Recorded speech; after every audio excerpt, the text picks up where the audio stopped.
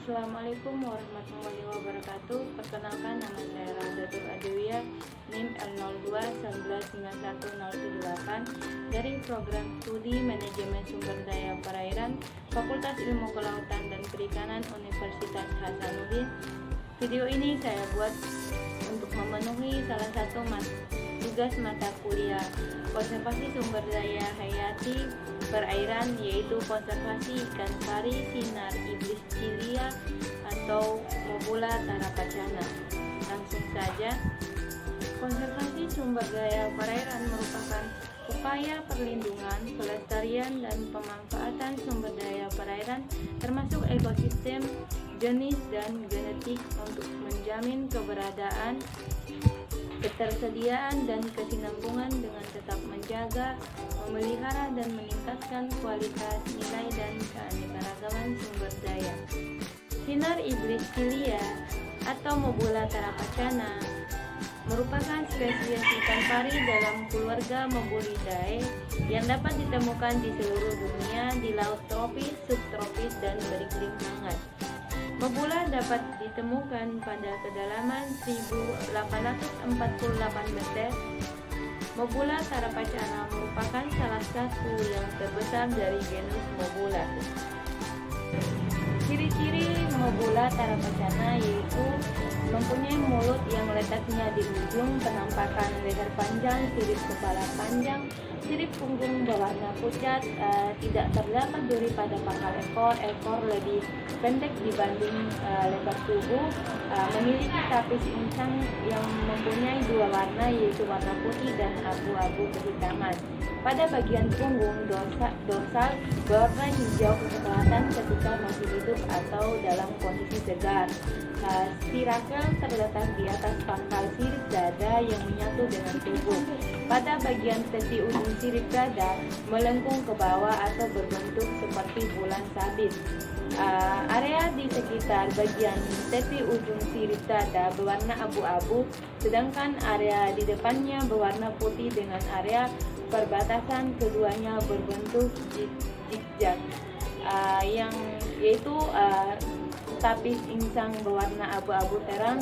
Kemudian pada punggung di bagian tengah terlihat adanya punuk atau puncak.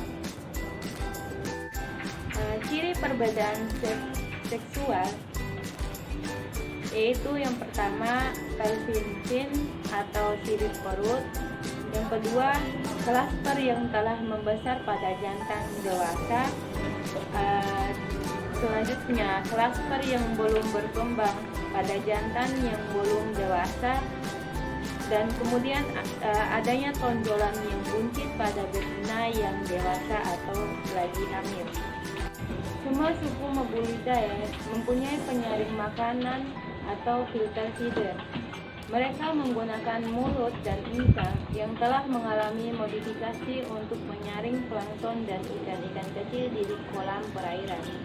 Setiap suku Mobulidae memiliki 5 pasang celah insang yang masing-masing dikelilingi oleh sinji internal yang dilengkapi bulu-bulu halus atau filamen, yang dikenal dengan istilah tapis insang. Insang ikan pari manta dan genus Mobula lainnya sering digunakan sebagai bahan pengobatan di negara. Hal ini berdampak pada meningkatnya permintaan pelat insang di pasaran internasional, termasuk permintaan dari Indonesia. Pari Mobula banyak diburu bukan hanya sekedar untuk konsumsi tetapi juga untuk diambil insangnya. Sebagian orang percaya bahwa insang pari Mobula berkhasiat sebagai obat. Daerah persebaran sinar iblis cilia atau Mobula tarapacana merupakan ikan pelagis yang tidak umum dijumpai di perairan yang tersebar luas di Samudra Atlantik Barat yaitu Venezuela, Atlantik Timur yaitu meliputi Pantai Gading dan Afrika Selatan, Samudra Hindia meliputi Laut Merah Barat dan Laut India, Samudra Pasifik Barat yaitu Jepang, Taiwan, dan Australia tropis, Samudra Pasifik Timur yaitu Teluk California dan Chili. Status kerentangan Mobula tarapacana yaitu berada pada status endangered atau terancam punah. Namun apabila ikan pari manta kota ditangkap terus-menerus, maka spesies ini bisa mengalami kepunahan. Risiko punah semakin besar karena reproduksi pari mobula terbilang sulit.